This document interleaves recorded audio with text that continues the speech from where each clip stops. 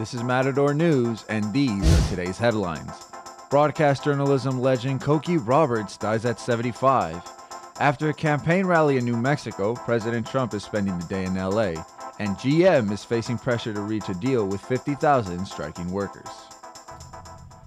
Hello and welcome to Matador News. I'm Daniel Ramirez. And I'm Amari Martin. President Trump will be in California today. Let's go to Matador News' reporter Kaelyn Ryan with the story on his visit. Thanks, Amari. President Trump is scheduled to visit downtown LA today. His arrival is expected to cause major traffic jams in the West Side and in Beverly Hills. LAPD has closed off the area around the Staples Center and downtown Ritz-Carlton. But the president did not win California in the 2016 election, and he has mocked the state over its liberal culture, politics, and policies since he took office. Trump has since then decided not to make a public appearance during the fundraising event. We asked CSUN students their thoughts on Trump's arrival. Honestly expected, because I am pretty sure he is aware that he is not very liked, especially in California, because there's a lot of people of color, and he obviously does not like people of color, and we obviously don't like him back. You know, like, he never really shows his place around like rural areas, and like. Trump will be visiting two more cities in California, San Diego and Palo Alto. Now let's go back to Daniel in the studio for more news. Thanks, Kaelyn. Supreme Court Justice Brett Kavanaugh has been accused again of sexual harassment. The New York Times released an excerpt from the new book about Kavanaugh. It includes an account from Matt Steyer, a Yale classmate who says he saw Kavanaugh push his penis into a woman's hand at a party. Reports say Senator Christopher Coons wrote a letter to the FBI 4 days before Kavanaugh's confirmation.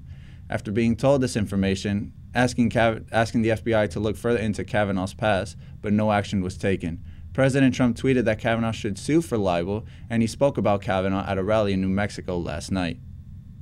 You see what they're doing? Did you see what Democrats? They're calling for his resignation. They're calling for his impeachment. Democratic candidates are now calling for Kavanaugh to be impeached. U.S. officials believe Iran is to blame for an attack on a Saudi Arabian oil facility. At a New Mexico rally last night, President Trump reassured the audience not to worry about the country's oil supply. Trump says he is weighing his options on whether an attack Iran after having tweeted the U.S. is locked and loaded.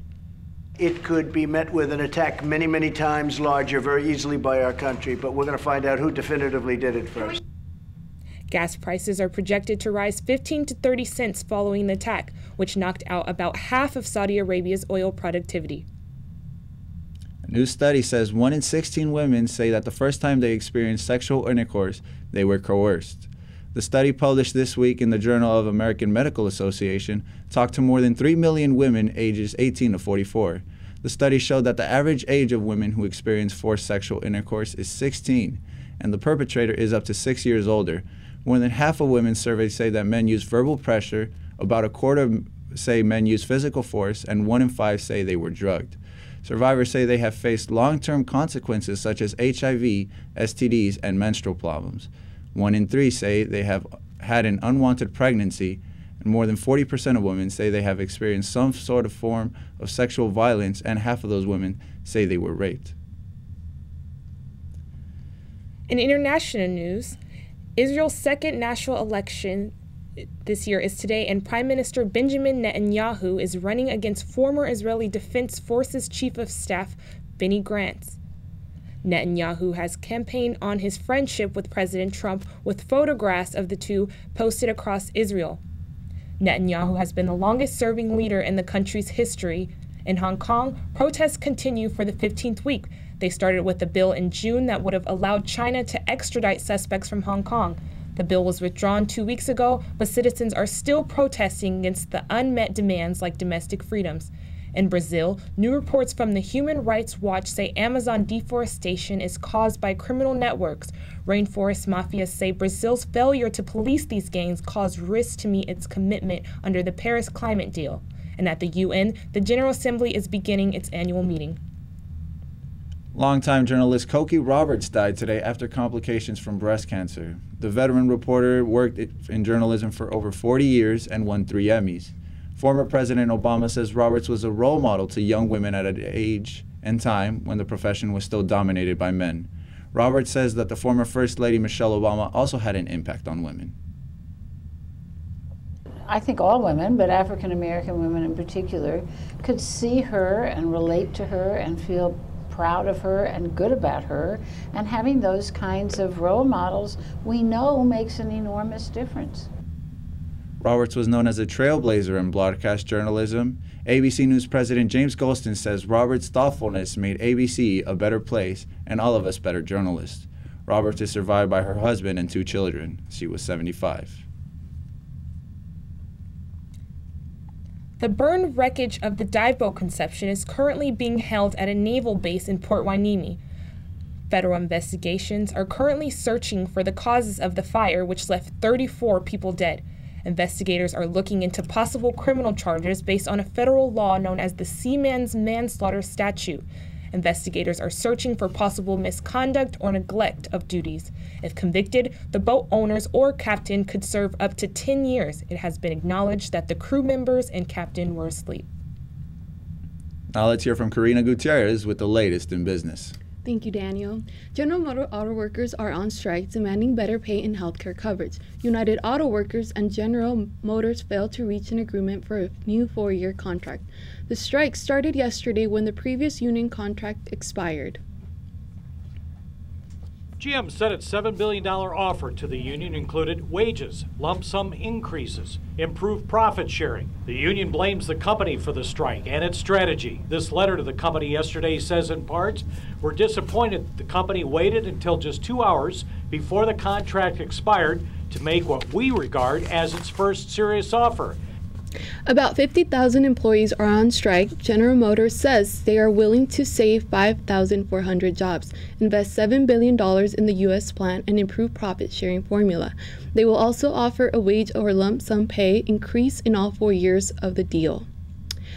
The iPhone 11 was just announced last week and is already in strong demand. The phone is expected to be released on September 20th, but because of the overwhelming pre-orders, delivery times have been pushed back 2 to 3 weeks after the new release. Nomura analysts say this is because fewer people upgraded to last year's iPhone XR and XS models. Prices for the new iPhone are cheaper compared to last year's model. iPhone 11 basic models start at $699. The new iPhone camera will have 3 cameras with different focal lengths. Now let's hear from Omar James with the latest on health. Thanks, Karina. A California man dies from vaping-related causes. Doctors say the victim was sick for several weeks after a preliminary injury. He is the 7th person in the U.S. to die from vaping-related illnesses. The Centers for Disease Control Activities Emergency Operations to investigate the outbreak. California Governor Newsom is launching a $20 million campaign warning people against vaping. He says flavored e-cigarettes should be banned too. Tobacco companies claim flavored e-cigarettes help adults quit traditional cigarettes. All right. So no abortion pill will be available for college students starting next year. Here's Jennifer Almanza with more on that story. Thank you, Omar. Governor Newsom says that they will decide on Friday whether he will sign a bill that will require all California university clinics to carry abortion pills by 2023. Former Governor Bill Brown vetoed a similar bill last year. Here's what CSUN students think.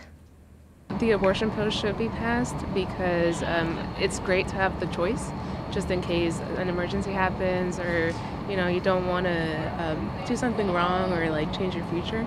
So I think it would be great if it was passed. And the school provides them that it's easier for them to get them than go somewhere else where they might not feel comfortable. I think it's good for the women to have that kind of resource available. There are more than 400,000 women in California university system. Current birth control products are available in vending machines at the USU. Let's go back to Omar in the studio with more on health news. Cool. Thanks, Jenny. The worst U.S. measles epidemic in 27 years could be coming to an end. The Centers for Disease Control and Prevention reports measles cases haven't risen in a week. Over 1,000 cases were confirmed earlier this year. Many measles cases sprung out of New York City's Orthodox Jewish communities earlier this year.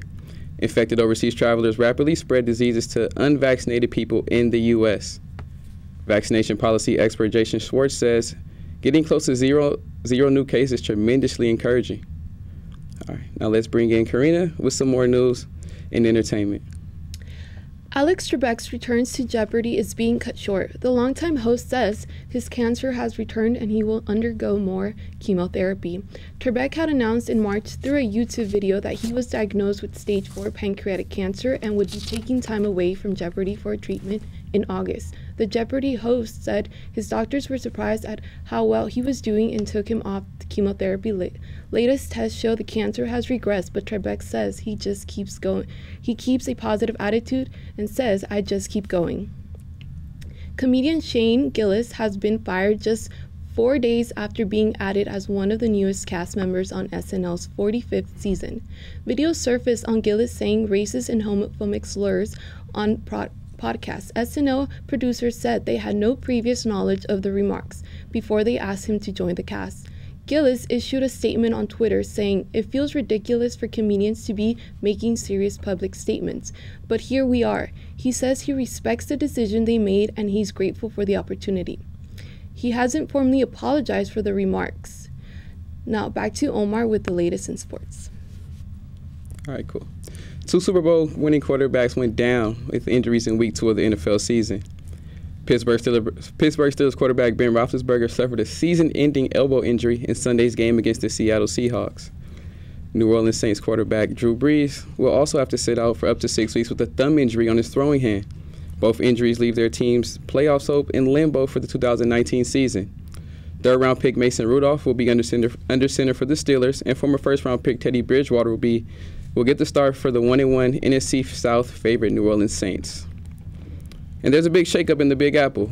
Longtime New York Giants starting quarterback Eli Manning will be benched in favor of Daniel Jones. The 6th overall pick had an outstanding preseason, completing 85% of his passes with a pair of touchdowns. The Giants are looking to turn their season around after losing in Week 1 and in Week 2. They hit the road to play the Tampa Bay Buccaneers next Sunday. The college football polls are out, and they feature some familiar faces. On 2nd and 1, they fake the quick pass to the right, and it's a touchdown. The defending champion Clemson Tigers tops this week's college football polls at an undefeated record of 3-0. This comes after their 41-6 blowout of the Syracuse Orange on Saturday. Last year's runner-up Alabama comes in at number 2 on the polls after their 47-23 beatdown of SEC foe South Carolina. Georgia and LSU round out the 3 and 4 playoff spots respectively, with Oklahoma and Ohio State on the outside looking in at 5 and 6. All right, let's toss it back to Daniel with more news. Thanks, Omar. A new world record was set yesterday after cancer survivor Sarah Thomas became the first person to swim across the English Channel 4 times nonstop. The open water swimmer accomplished the feat earlier this morning after swimming for over 50 hours. Thomas completed treatment for breast cancer just a year ago. Thomas dedicated her swim to all the cancer survivors starting their journey. Thank you for joining us here at Matador News. I'm Amari Martin. And I'm Daniel Ramirez. I'm Karina Gutierrez. And I'm Omar James. See you guys next week.